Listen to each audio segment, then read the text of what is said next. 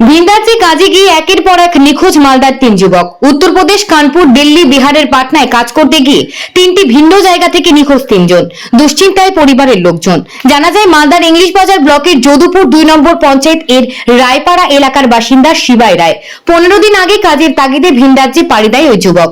পরিবারের দাবি, সেখানে কাজ করার সময় তার মোবাইল ফোন হারিয়ে যায়। তারপরে 100 টাকা ধার করে গত শনিবার সকালে বাড়ি ফিরে আসার কথা জানায়, কিন্তু 4 দিন কেটে যাওয়ার পরও কোনো খোঁজ নেই। এই দুশ্চিন্তায় ইংলিশ বাজার থানায় লিখিত অভিযোগ করতে গেলে জানানো হয়, যেখান থেকে নিখোঁজ হয়েছে সংশ্লিষ্ট থানার অভিযোগ করতে হবে। অন্যদিকে একই রকম ভাবে মালদা মানিকচক ব্লকের ধরমপুর এলাকার বাসিন্দা ইন্দ্রনীল ঝা উত্তরপ্রদেশের কানপুরে কাজে যায়।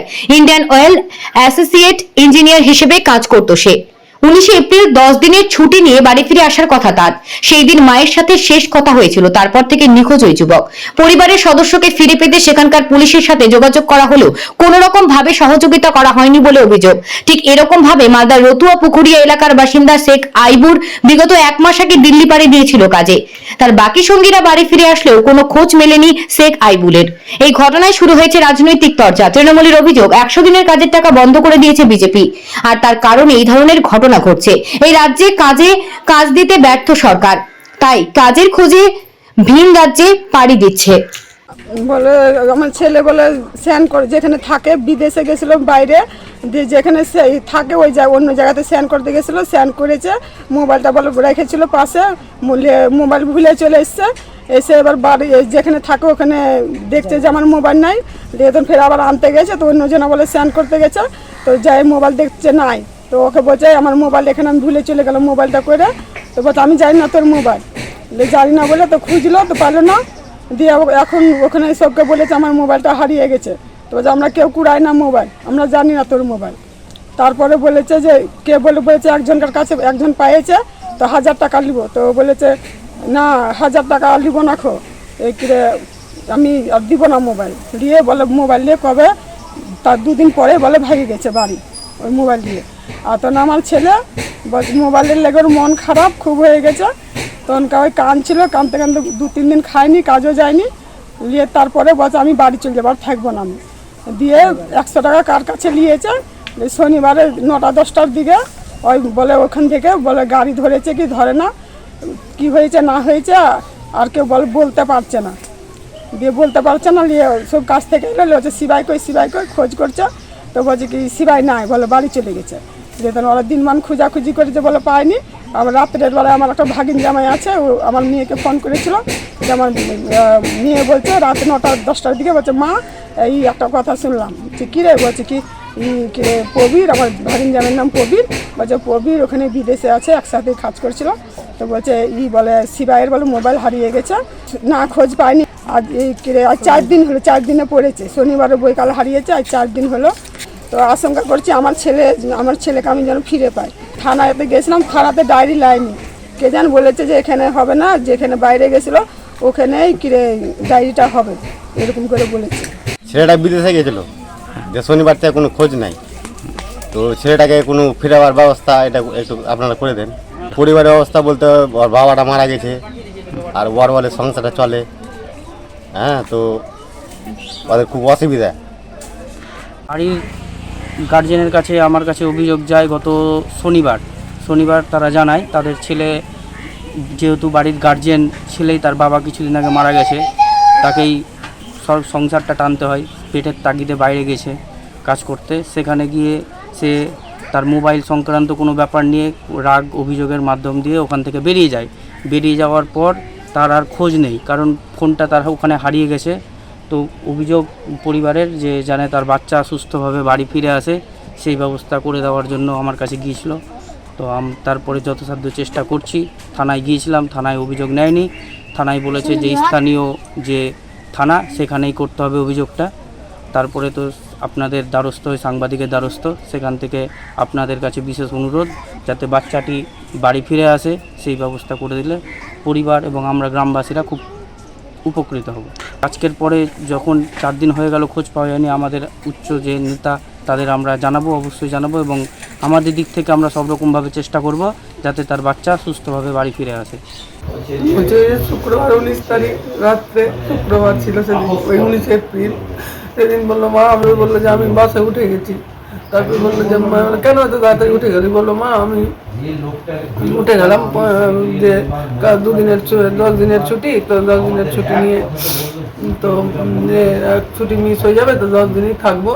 তারপরে এলো কানপুর পর্যন্ত পৌঁছেছে। কানপুর থেকে রাত থেকে আমি প্রায় 23 বার ফোন করেছি। ফোনে সবটাই যতবার রিং করেছি ততবার উত্তর দিয়েছে। ফোনে এসে বললো কানপুর পৌঁছো। তার আগে বলছে আমি কানপুর পৌঁছো, আমি রেল স্টেশনে যাবো, ট্রেনের টিকিট কনফার্ম হলে ট্রেনেই চলে যাবো। তারপরে তার যোগাযোগ নাই। শনিবার রাত থেকে আমার সঙ্গে আর 5:30 পৌনে 6টায় শনিবার 21 তারিখে বললো, 20 তারিখে, তারপর থেকে আর যোগাযোগ নাই। খবর নিয়ে কিছু না, খোঁজ খবর নিয়ে দেখলাম যে আর তো কোনো ফোনে নাই। আমার দেওর বোধহয় ফোন করেছিল, নয়ন ঝা মালদা কোর্টের উকিল আছে, তো ও ফোন করেছিল যে তুই কোথায়? তো বললো আমি কানপুর পৌঁছে গেছি। তো ও বললো যে রেল স্টেশনে চলে যা, তো টিকিট কেটে নিবি। ওই সেই অনুযায়ী ওই স্টেশনেই যাচ্ছিল। গোলু নামে এক রিক্সাওয়ালার, ওই টোটোওয়ালার, টোটোতে সেই গোলু নামক ছেলেটা ওই স্টেশনে না নিয়ে গিয়ে ওকে শুক্লাগঞ্জ থানা, যেখানে ওর বাড়ি, গোলু আর রোহিত বলে, রোহিতের অ্যাকাউন্টে, ওর মায়ের অ্যাকাউন্টে টাকা ট্রানজ্যাকশন হয়েছে, গীতা দেবীর অ্যাকাউন্টে। আর গোলু ছিল টোটোওয়ালা। গোলু ওই মোবাইলটা নিয়ে ওকে কিছু হয়তো খাইয়েছে না কি করেছে জানি না, সেটা তো বুঝতে পারছি না, আমরা কিছু সেটা জানি না। কিন্তু গোলু ওরা যে দুজন মানে জড়িত সেটা জানা গেল বা ধরা পড়েছে। বললাম না টাকার লোভে আমার বোনের বিয়ে ছিল বলে আমরা টাকাটা নিয়ে নিয়েছি, আর মোবাইল ছিনতাই করে মোবাইলটা পরে বললাম 1 মাস 3 দিন হলো। আজকে 21 মানে এপ্রিল মাসের 21 তারিখে হয়েছিল, 21 তারিখে। কোনো খোঁজ নাই। পুলিশের দ্বারস্থ হয়েছিলাম, মানিকচকে যেহেতু জিডি করা হয়েছে, কিন্তু কানপুরের পুলিশ কিছুই কোনো গুরুত্বই দিল না। কারণ যে ওদেরকে ছেড়ে দিল, ওদের কানপুরের পুলিশ যদি একটু গুরুত্ব দিত তাহলে এটা বোধহয় তাড়াতাড়ি কাজটা হয়ে যেত। তারা ভোট ভাট এটা নিয়ে ব্যস্ত থাকলো, কিন্তু আমার ছেলে থাকলো না। আমি মনে করেছি এটা যদি না হয় তো আমি যোগী মহারাজের কাছে ডাইরেক্ট পৌঁছাবো। আমার ছেলে যদি ভালো চলে এলো তো চলে এলো, না তো আমি ডাইরেক্ট যোগী মহারাজের কাছে যাবো। করছে যে পুলিশগুলো কোনো কাজ করলো না, আমার ছেলেকে খুঁজে বাইর করার ব্যাপারে কোনো রকম গুরুত্ব দেখালো না। বয়স 28 বছর। ইন্ডিয়ান অয়েলে ফ্র্যাঞ্চাইজিতে ওটাতে ছিল ও, হ্যাঁ অ্যাসিস্ট্যান্ট ইঞ্জিনিয়ারিতে ছিল পোস্টে। আমি তো মায়ের আসলে আমাদের বাড়িতে মন্দির আছে, বড়সা মন্দির, সেই মায়ের আসলে আঁচল পেতে বসে আছি ছেলের অপেক্ষায়। যদি আমার ছেলে ফিরে এলো তো ফিরে এলো, যদি না আসে আমি সেই যোগী মহারাজের কাছে যাবো যে আপনার কি করে দেশ শাসন করছেন, যে একটা পুলিশ কিচ্ছু করছে না, 2টা ছেলেকে ধরা পড়লো, আমার ছেলের মোবাইল ধরা পড়লো, তাহলে কি আপনি দেশ শাসন করছেন মুখ্যমন্ত্রী হয়ে?